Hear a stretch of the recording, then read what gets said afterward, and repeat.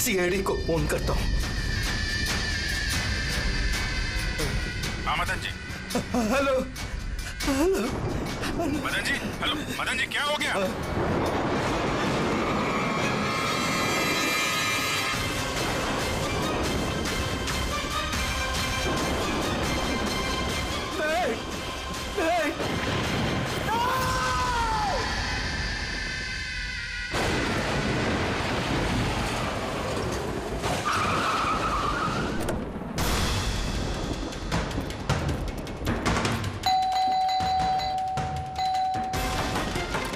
मदन जी, मदन जी, मदन जी, मदन जी,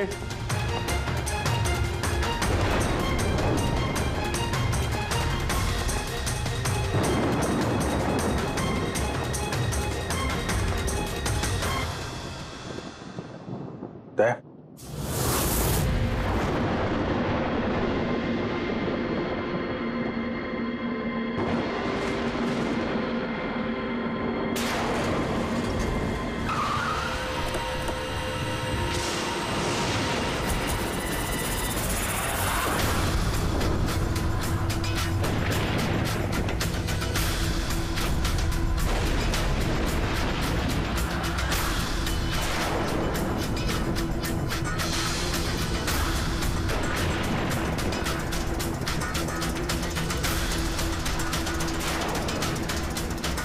मदन जी, कौन है? कौन है? कौन है?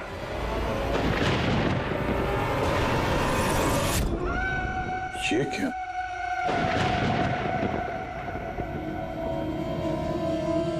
पुतला?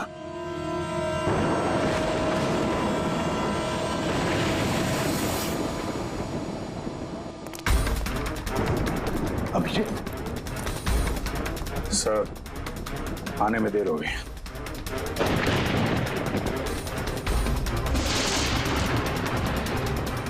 My God.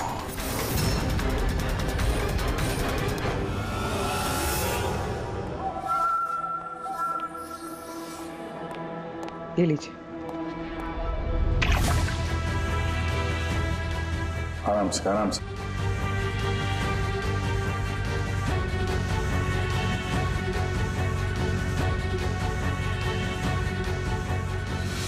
मदन जी, आप ठीक तो है ना? क्यों? क्या हुआ आपको? कोई है? हाँ? मेरी जान लेना चाहता है। कौन? वो हर वक्त मेरे आसपास ही रहते, मुझे कभी अकेला नहीं छोड़ते। शायद इस वक्त भी मुझे देख रहे, सुन रहे। देखिए मदन जी, घबराइए मत, आपको कुछ नहीं होगा, हम लोग हैं ना। मदन जी, आप किसकी बात कर रहे हैं? कौन कौन आपके पीछे पड़ा हुआ है? पुतले, कठपुतली है। कठपुतली है? हाँ, नहीं मतलब वो टाइप की नहीं, मतलब जो बेजान हो किसी के इशारे पे नाचे। ये कठपुतलियाँ बातें करती, मदन जी बोलती है, खुद चलती फिरती।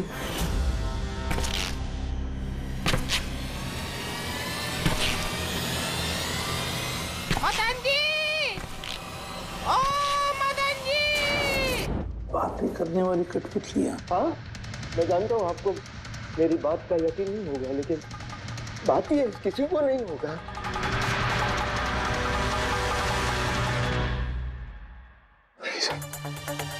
आपने से कठपुतलियों के बारे में सुना है?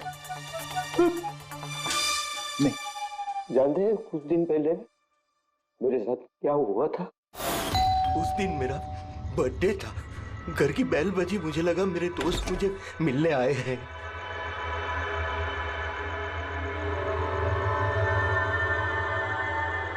इतनी रात को किसने बेल बजाई होगी? कमाल है। मदन जी,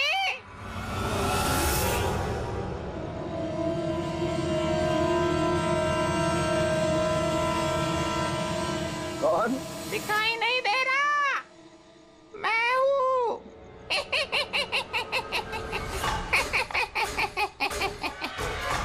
मैं ही हूँ। इतना हैरान होने की जरूरत नहीं। पता है यहाँ मैं क्यों आया हूँ? क्यों? तुम्हारी जान लेने। क्या? हाँ, तुझे जान से मारने। रवि, कविता, जल्दी यहाँ आओ। क्या हुआ भाई साहब? ये पुतला, ये इसने मुझे कहा कि ये मेरी जान ले लेगा। क्या? हाँ भाई साहब, ये बेजान पुतला है। हाँ, वही तो ये आपकी जान कैसे लेगा? भाई साहब, आप हमारे साथ मजाक कर रहे हैं क्या? हाँ, नहीं, कैसी बात कर रहे हो तुम रवि? है, मैं ऐसा बेहुदा मजाक क्यों करूंगा तुम लोग, और वो भी आज के दिन? अरे मैंने खुद सुना, इसने मुझे कहा कि वो जान ले लेगा। एक मिनट, मैं देखता हूँ। संभालना रवि। ये शांत।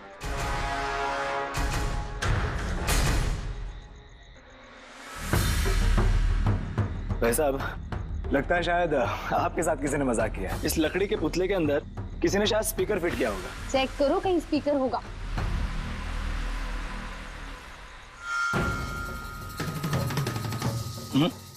नहीं, इसमें तो कुछ भी नहीं है। अब कहाँ है वो पुतला? कैसे होगा? मैं उसी टाइम उसे तोड़ मोड़ के जला के खत्म कर दी। धमकी दी थी मुझे, उसे मैं कैसे ऐसे छोड़ देता है? क्या आपने वाकई देखा था? हाँ, मैं मदन जी, हो सकता है आपको कोई सपना अपना आया। वही अकेला देखा मैं, और एक बार नहीं, ऐसा मेरे साथ थोड़े दिन बाद भी। मुझे लगता है कि मदन जी को मारने का सबसे अच्छा तरीका ये है कि उनके सीने में चाकू घोंप दिया जाए। उससे तो पूरा फर्श खून से गंदा हो जाएगा। सबसे बेस्ट तरीका है मदन जी को जहर दिया जाए। एक काम करते हैं, क्यों ना उनका गला ही दबा दिया जाए? तो आप ही बता दीजिए मदन जी, आप कैसे मरना पसंद करेंगे?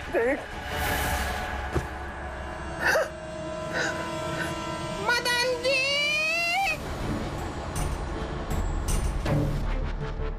कहाँ चले?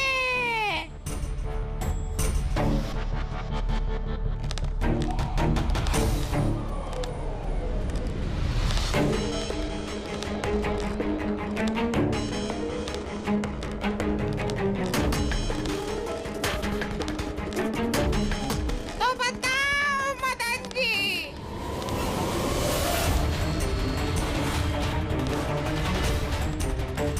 कौन से तरीके से मरना चाहोगे? बोलो मदन जी, बोलो।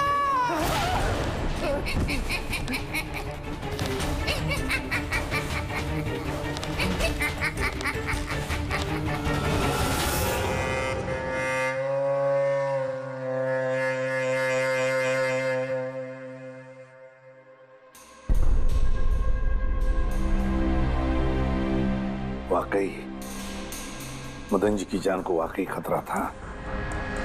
सही कह रहे थे, कोई वहम नहीं था।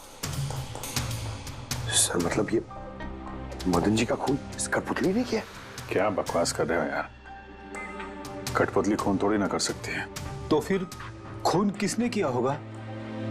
उसी ने फ्रेडी, उसी ने जो कठपुतली का खेल खेलना जानता है। तो जब हम लोग यहाँ पर आए तब कठपुतली के हाथ में ये चाकू था। सारे सबूत तो इसी की तरफ इशारा कर रहे हैं। खून इसी ने किया है। भैया, भैया प्लीज प्लीज, ये भैया को। सर, इस पुतले ने खुद नहीं किया। एक मिनट, आप लोग कौन हैं? सर, मैं कविता हूँ, इनकी पत्नी, और ये मदन भैया हैं, इनके बड़े भाई, ये रवि हैं।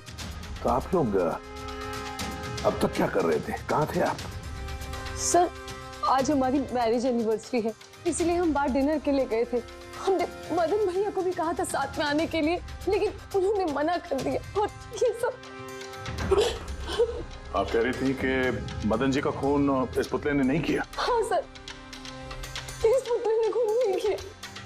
आप जानती हैं खूनी को? मुझे पूरा यकीन है इनका खून शार्दुल ने किया है। वो इनसे बदला लेना चाहता था। ये शार्दुल है कौन? किस बात का बदला लेना चाहता था? शार्दुल एक पेंटाकोलिस्ट और वॉइस ओवर आर्टिस्ट था। मदन भैया और रवि के बड़े भैया अंकुश भैया के बचपन का दोस्त। अंकुश भैया को शार्दुल से बचपन से ही बहुत लगाव था। जब उन्होंने देखा कि शार्दुल जिंदगी में कितनी ठोकरें खा रहा है, तो 5 साल पहले उन्होंने अपना घर शार्दुल को दे दिया ताकि वो वहां से अपना थिएटर ग्रुप चला सके। हालांकि वो लोग कभी अंकुश भैया को किराए के पैसे नहीं दे पाए, मगर अंकुश भैया को इस बात से कभी कोई तकलीफ नहीं हुई, क्योंकि वो जानते थे कि इस कला में इतने पैसे नहीं हैं। शार्दुल और उनके स्टूडेंट्स अंकुश भैया के घर से ही अपनी वेंटर कॉलेज की प्रैक्टिस किया करते थे।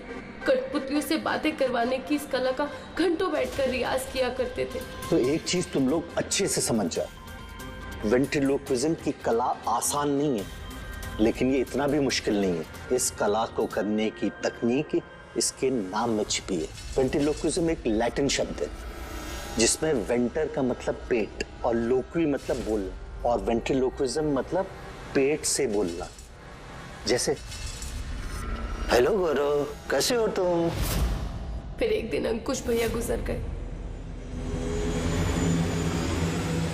और सब कुछ बदल गया।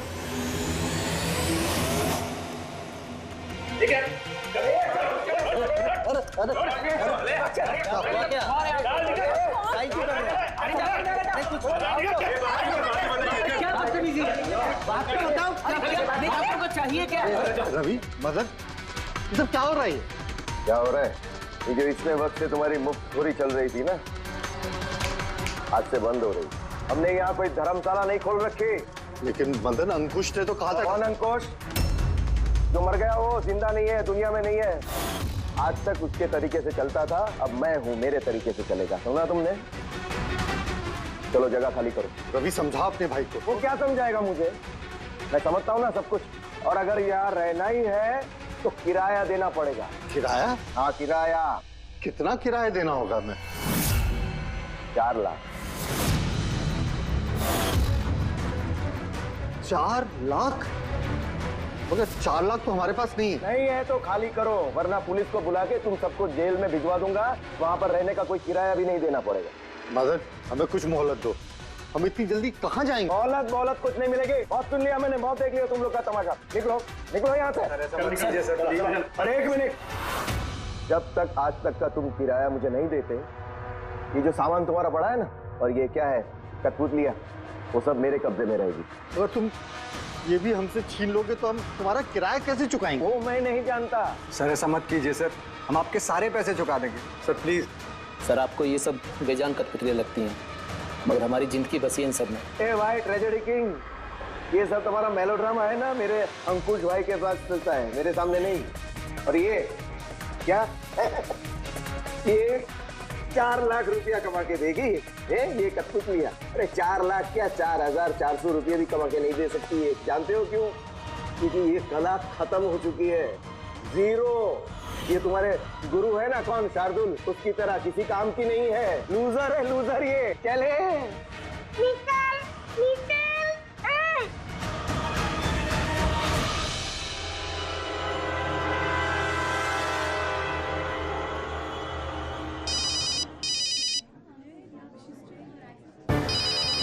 ये भी ना। कौन है भैया? और कौन, शार्दुल। बार बार मुझे इस तरह फोन करके धमकियां देता है। मैं देखता हूँ। मैं आ रहा हूँ तुझे मारने। अब तेरी जिंदगी कुछ ही दिन की मेहमान है। हेलो भैया, मेरे ख्याल से हमें पुलिस के पास जाना चाहिए। पुलिस डिपार्टमेंट में मैं किसी को जानता हूँ, शायद वो हमारी मदद करे। हाँ भैया, मुझे बिल्कुल भी उम्मीद नहीं थी कि शार्दुल इतना सनकी निकलेगा। हमें पुलिस के पास जाना चाहिए। कोई फायदा नहीं, ये शार्दुल अपने मोबाइल से फोन नहीं कर रहा, कोई लैंडलाइन नंबर से कर रहा है। Landline number? मैं पता लगाता हूँ ये नंबर कहाँ का है। क्या? ये क्या बोल रहे हो तुम? हाँ सही बोल रहा हूँ, ये नंबर इस हॉस्पिटल के मॉर्ग रूम का है। शार्दुल मुझे मॉर्ग रूम से धमकी भरे फोन क्यों करेगा? इस नंबर से इन लोगों को धमकी भरा कॉल आ रहा है। कल रात को भी आया, आज सुबह भी, लगातार 3 दिनों से आ रहा है। कौन कर रहा है ये कॉल? सर इस फोन से किसी को भी फोन करने की इजाजत नहीं है। मैं सारा दिन यहीं पे रहता हूँ, इस फोन से किसी ने भी कोई कॉल नहीं किया। तो फिर तुमने किया होगा फोन? तो अब मैं क्यों फोन करूंगा, मैं तो आप लोगों को जानता भी नहीं हूँ। हाँ तो हो सकता है तुमने शार्दुल के कहने पे किया हो। क्या नाम दिया आपने? शार्दुल। शार्दुल? ये है शार्दुल, जानते हो इसे? ये आप लोगों को कैसे कॉल कर सकता है? क्यों नहीं कर सकता कॉल?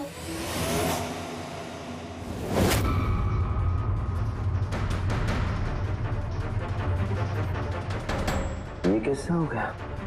शार्दुल, 3 दिन पहले इनकी मौत हो चुकी है, तो फिर ये फोन कैसे कर सकते हैं? पर इनकी मौत हुई कैसे?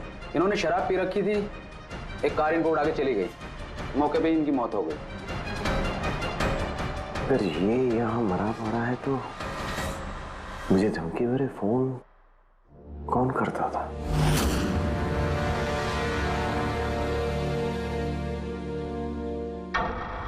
सर पुलिस रिकॉर्ड के मुताबिक तो ये सारे कॉल्स मौके लैंडलाइन से आए थे।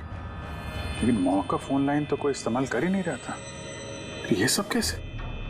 पूर्वी, अच्छी तरह से चेक करो, देखो चक्कर क्या है, मामला गड़बड़ है।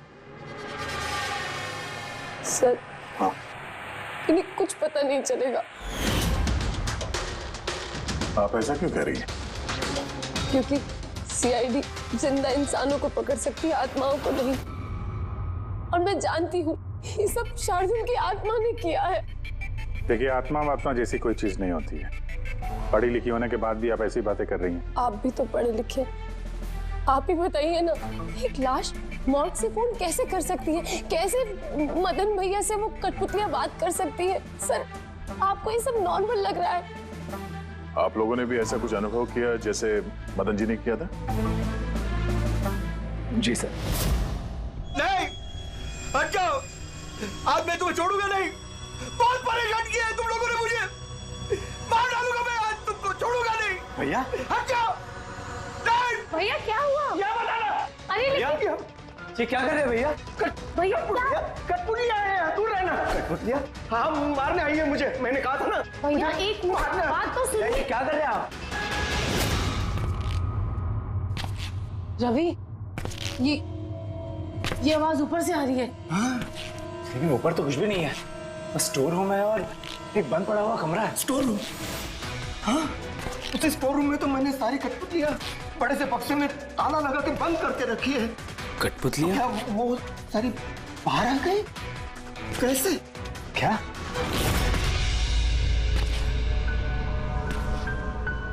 भैया आप डरिए मत, आइए ऊपर चलिए। रवि, लेकिन चलो चलिए, आराम से, संभल के।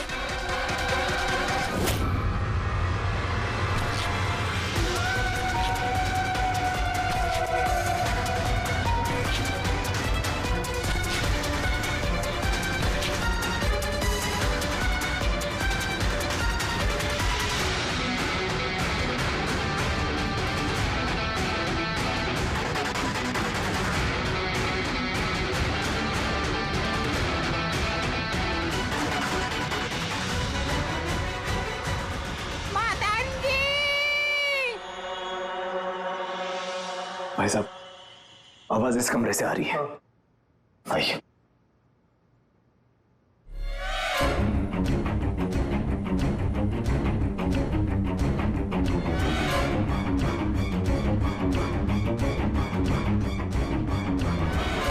मदन जी,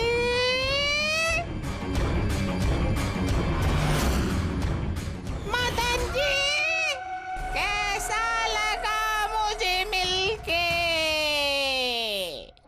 सोचा मारने से पहले मिल तो लूं। मैंने कहा था बातें करते हैं। सर, मदन भाई साहब ने सभी कठपुतलियों को बक्से में बंद करके रखा था, लेकिन पता नहीं ये कठपुतलियां कहां से बाहर आ गई। हमें वो बक्सा भी देखना है और वो कमरा भी जहां पर लोगों ने वो कठपुतली देखी थी, कहाँ है? सर, दोनों कमरे ऊपर ही है सर। चलिए दिखाइए। आइए सर।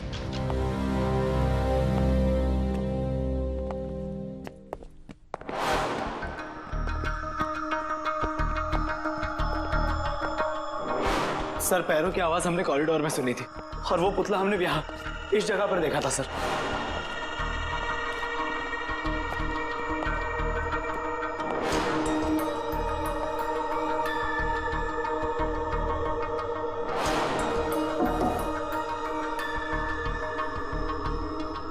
ये कमरा एकदम खाली क्यों है?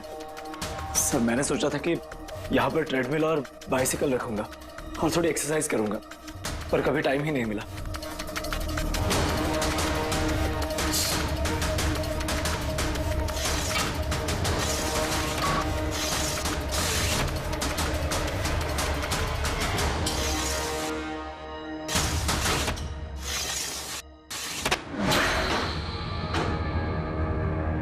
सर, ये तो बंद ही नहीं हो रहा।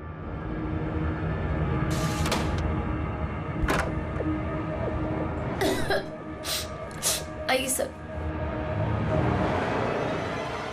सर, यही वो पेटियां जिनमें कठपुतलियां बंद थी। इसे लाइट ऑन करना। जी।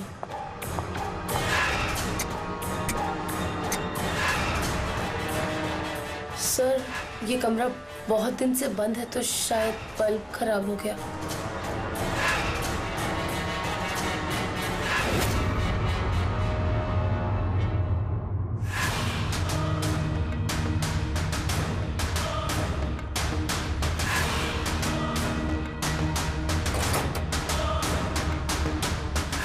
सर, सारे पेटियों पे ताला लगा है।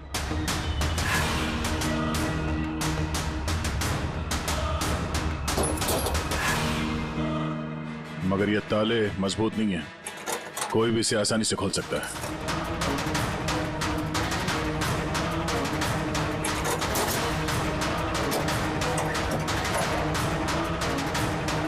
इतने सारे पुतले।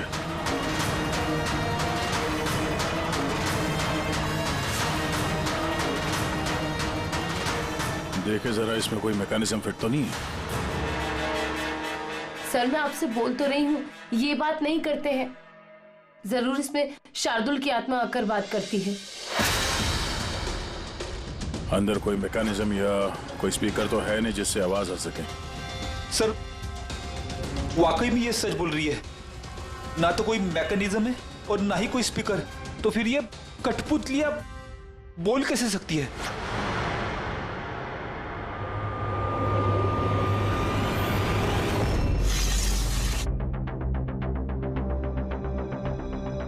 लॉक खराब है?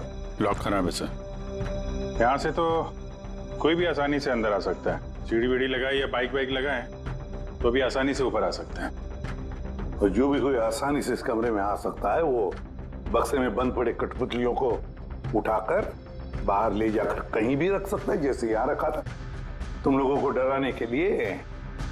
सर मतलब कोई आत्मा नहीं है? अरे छोड़ो आत्मा, आत्मा कभी होती ही नहीं है। ये तो वही हो सकता है जिस घर का चप्पा चप्पा जानता है, चप्पा चप्पा जानता है। और तो और कठपुतलियों के बारे में भी अच्छी मालूमात रखता है। और ये हो सकते हैं शार्दुल के स्टूडेंट्स। शार्दुल के स्टूडेंट्स पता लगाना पड़ेगा ये शार्दुल की स्टूडेंट्स इस वक्त है कहां और कर क्या रहे हैं। हाय, मेरा नाम है फ्रीडा। मेरा नाम दीपेश। मेरा नाम है तरल। और मेरा नाम है लोचन।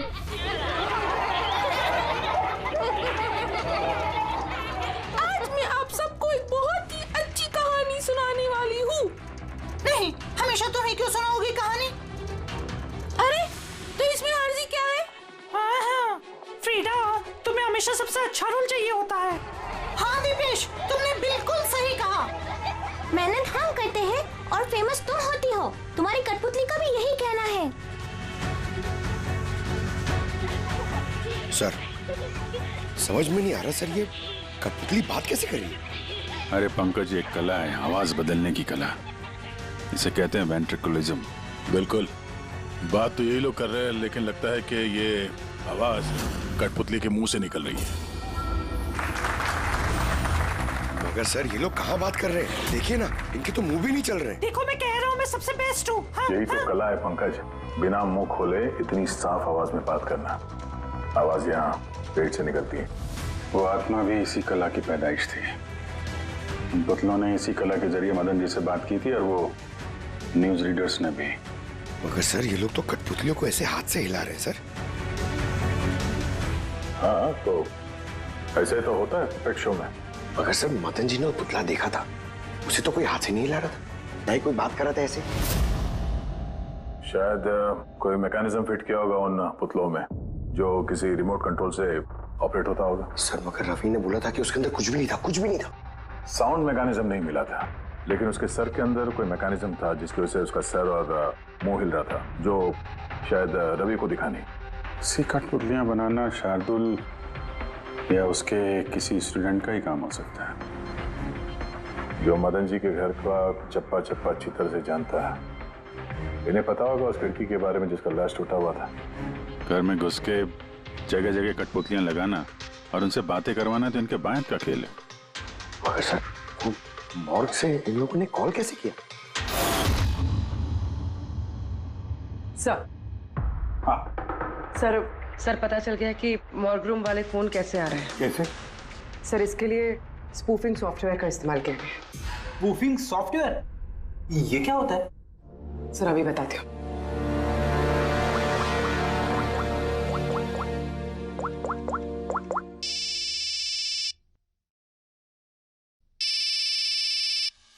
अरे यार, मेरी वाइफ को भी अभी फोन करना था। सर, मैं बिजली का बिल भरना फिर से भूल गया हूँ। शायद बिजली कट गई होगी। डांटने के लिए मुझे फोन किया होगा। फोन उठाऊं क्या? ले लो, जाओ जल्दी बात करो। हेलो, हाँ, मैं घर आने से पहले बिजली का बिल भर दूंगा। क्या फ्रेडी सर? इस बार बिजली कट ही जाएगी। अरे पूर्वी, तुमने फोन किया? मगर ये तो मेरी वाइफ का फोन नंबर है। पूर्वी, ये कैसे किया? सर ये तो स्पूफिंग सॉफ्टवेयर का कमाल है। फोन कहीं से भी करो, नंबर वही दिखाओ जो आप चाहते हो। पूर्वी, ये सॉफ्टवेयर तुम्हें मिला कहाँ से? सर साइबर यूनिट से लिया है। सर इसकी मदद से सिर्फ नंबर ही नहीं बल्कि इंसान अपनी लोकेशन भी गलत बता सकता है। अरे बाप रे सर, ये तो बड़ा खतरनाक सॉफ्टवेयर है। हाँ, खूनी ने मॉर्ग का नंबर इसलिए चुना ताकि हमें लगे कि ये सारा चक्कर शार्दुल की आत्मा का है, शार्दुल की आत्मा का। अच्छा बच्चों, आप लोगों को मिलके बहुत मजा आया। अगली बार फिर मिलेंगे। बाय। संभाल के बच्चे, संभाल के। Bye bye. Bye bye bye. जी कहिए, क्या मैं आपकी मदद कर सकता हूँ? जी हाँ, आप लोग मदद नहीं करेंगे तो और कौन करेगा? दरअसल हम ये जानना चाहते हैं कि मदन जी को डराने का प्लान आप में से किसका था? हम लोग कुछ समझे नहीं। अच्छा, तुम लोग भी नहीं समझे? हाँ? नहीं सर, अभी नहीं समझा? मैं निर्दोष हूँ। बहुत हंसी आ रही। हाँ? एक आदमी की जान चली गई, तुम सबको बहुत हंसी आ रही है। जान? किसकी जान? मदन जी की। खून हुआ है उनका सीआईडी से हम लोग। सीआईडी? जी हाँ, सीआईडी। और हमारे शक के दायरे में हो तुम सब।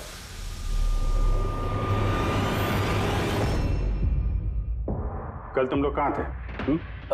मैं कल अपने दोस्त सलोनी के घर पे था सर। आप उसके घर वालों से पूछ सकते हैं। और तुम कहाँ थे?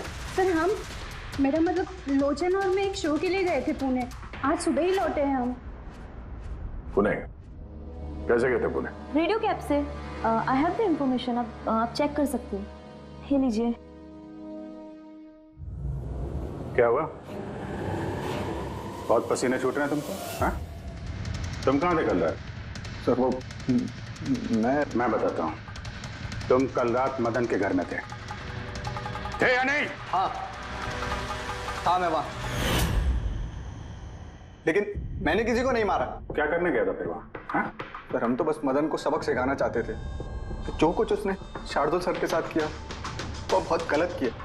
और हाँ, आज अगर शार्दुल सर हमारे बीच नहीं है तो वो सिर्फ एक इंसान के कारण, वो है मदन। उनके कारण ही उन्होंने दारू पीना चालू किया और वक्त से पहले गुजर गए। तो तुम लोगों ने सोचा खून के बदले खून? नहीं नहीं सर, हम बस डराना चाहते थे। गौरव का प्लान था ये। हाँ सर, गौरव ने कल रात मुझे फोन करके बुलाया था, तकरीबन 11:30-12 बजे के आसपास। लेकिन मैं थोड़ा लेट हो गया और 12:30 बजे पहुंचा।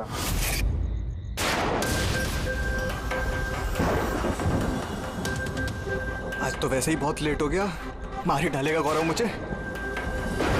चला गया शायद अंदर, इससे इशारा कैसे करूं?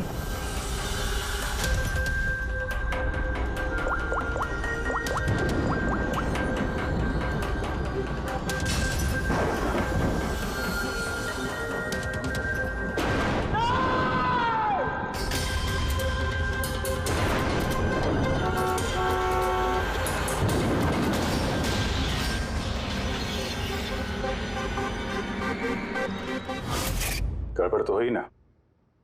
मदन जी का खून हुआ रात में। सर मेरा इस खून से कोई लेना देना नहीं। और गौरव का? सर ये तो गौरव ही बता सकता है ना। ठीक है, बुलाओ गौरव को। कहाँ है वो? गौरव तो फिलहाल गोवा में। गोवा? गोवा किस लिए? सर ये पता नहीं। उसको बचाने की कोशिश मत करना वरना खुद बच जाओगे, समझे? नहीं सर, ऐसी बात नहीं है। कल रात को जब मैंने उसे फोन किया तो उसका फोन बंद आ रहा था। आज सुबह उसका मैसेज आया मेरे पास। मैसेज? इधर सर कल रात कुछ ऐसा हुआ जो नहीं होना चाहिए था। मैं गोवा पहुंच गया हूँ कुछ दिन छुपने के लिए। लेकिन ये गोवा पहुंचा कब और कैसे? जब हम लोग क्राइम सीन पे पहुंचे तो वो वहां पे था नहीं। हाँ, अगर हम मान भी ले कि जब हम लोग वहां पर पहुंचे उससे ठीक पहले वो वहां से निकला था, तो वो गोवा कैसे पहुंच सकता है? खून हुआ रात के 1 बजे, उसके बाद हम लोग वहां पहुंचे और रात को कोई फ्लाइट तो है नहीं गोवा जाने वाली। सर अगर फ्लाइट से नहीं और बस से या फिर गाड़ी से गया हो तो? नहीं पंकज, ड्राइव करके गोवा पहुंचने में कम से कम 12 घंटे लगते हैं और ये मैसेज आया है सुबह 9 बजे। मतलब गोवा पहुंचने से पहले ही उसने मैसेज कर दिया कि वो गोवा पहुंच चुका है। पंकज, जरा पता करो गौरव के मोबाइल की लास्ट लोकेशन क्या थी। नंबर देना गौरव का। ओके जी, थैंक यू। सर गौरव का आखिरी लोकेशन मदन जी का बंगलो ही था और कल रात 11:30 बजे उसका फोन बंद हुआ। 11:30? Hello, thank you sir. Gaurav Kumar नाम का कोई भी आदमी गोवा के किसी भी फ्लाइट में नहीं था, ना आज सुबह ना कल रात को। और तो और सर, ये किसी भी एयरपोर्ट के सीसीटीवी फुटेज में भी दिखाई नहीं दिया। मतलब अपना शक सही निकला, गौरव यही है उसने या फिर किसी और ने उसके फोन से ये मैसेज भेजा है कि वो गोवा गया है। लेकिन सर, कोई ऐसा करेगा क्यों? वो तो अभी पता नहीं है फ्रेडी, लेकिन एक बात समझ में नहीं आ रही। गौरव जी को मदन जी को मारना था तो वो कभी भी मार सकता था, ये डराने का ड्रामा क्यों? ये चारों लोग मिलकर ये जो कठपुतली का गेम खेल रहे थे, और तो और जब उसने मदन जी को मारा तो इसके बारे में अपने दोस्तों को बताया भी नहीं। यहाँ पे कुछ पेच है। इसका एक ही मतलब है बॉस, या तो गौरव को हड़बड़ी में मदन जी को मारना पड़ा जब वो पकड़ा गया, या फिर खूनी गौरव नहीं कोई और ही है। सर, अगर खूनी कोई और है तो फिर ये गौरव कहाँ है? हो सकता है खूनी ने गौरव को मार के उसे गायब कर दिया और हमारे सामने ऐसे सबूत डाल दिए जिससे हमें ये लगे कि वो हमसे छुप रहा है, गोवा में है। ये लॉक टूटा हुआ है। इसी खिड़की से गौरव और उसके साथी अंदर आते थे मदन जी को डराने के लिए। अगर ये गौरव कल रात यहाँ पे आया था और उसके बाद से गायब है, तो हो सकता है उसके साथ जो कुछ भी हुआ यही हुआ। अगर यहाँ उसके साथ कुछ हुआ है तो कुछ ना कुछ ट्रेसेस तो मिलने चाहिए। ल्यूमिनल टेस्ट करके देखते हैं। पूर्वी सर,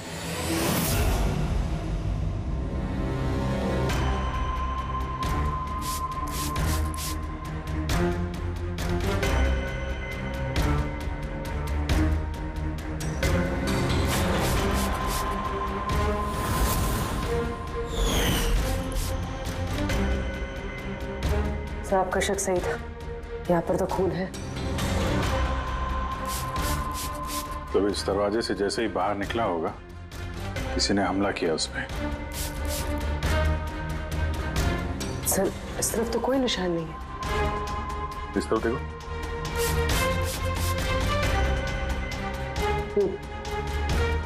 आगे देखो।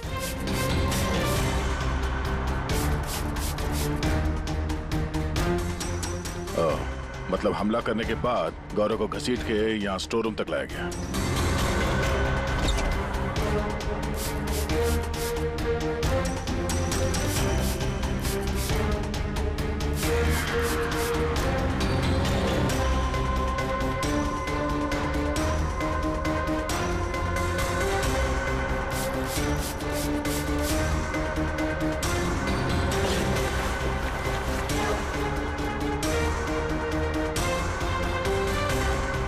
सर, खून की बूंदें तो यहाँ तक है, मतलब गौरव को यहीं पर।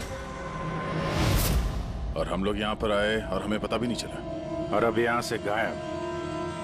लगता है अब बॉडी को ठिकाने लगा रहे होंगे इस घर के लोग।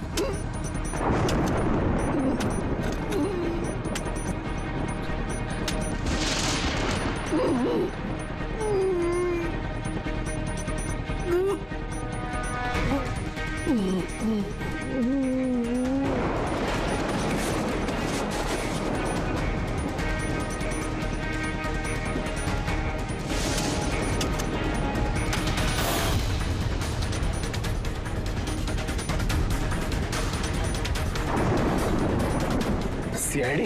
बस खेल खत्म तुम्हारा। अरे गोली लग जाएगी, भागेगा। चलो पीछे।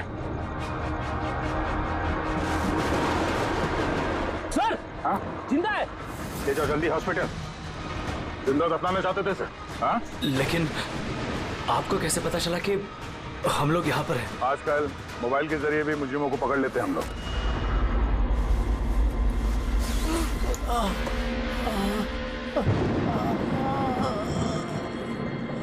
चल कौन लेके जाओ जल्दी। आजा। चलो अब बताओ क्यों मारना चाहते थे अपने भाई को? उस खुदगर्ज और लालची इंसान का मर जाना ही ठीक था। अंकुश भैया की मौत के बाद मदन भैया अकेले ही सारी प्रॉपर्टी हड़प जाना चाहते थे। हमें क्या मिलता? ठेंगा। हमने ये प्लान तब बनाया जब घर में वो कठपुतलियों वाले हादसे होना शुरू हुए। हम जानते थे सर कि कोई आत्मा वात्मा का चक्कर नहीं है, इसीलिए हम एक रात जागे ताकि इस कठपुतली के राज से पर्दाफाश कर सके। और फिर तुम लोगों ने गौरव को पकड़ लिया? हाँ।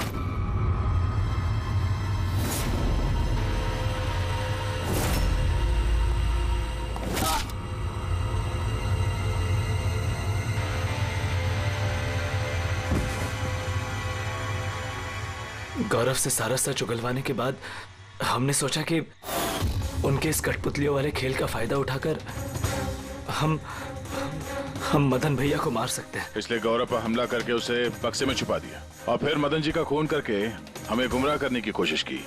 ये दिखाना चाह के खून पुतले ने किया है। हाँ?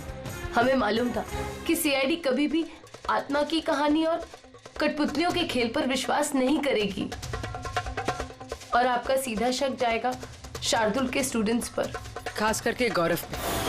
और हमें गुमराह करने के लिए तुमने वो गोवा वाला मैसेज भेज दिया। हाँ, हमने सोचा कि आप पूरी जिंदगी भर गौरव को यहाँ वहाँ ढूंढते रहेंगे और हम उसे मारकर यहाँ दफना देंगे। पैसों के चक्कर में तुमने अपने भाई की जान ले ली। क्या करोगे इन पैसों का? अब ये पैसे ना तो तुम्हें जेल की सलाखों के पीछे जाने से बचा सकते हैं और ना शायद फांसी के फंदे से। For more updates, subscribe to our channel, click the show links and enjoy watching the videos.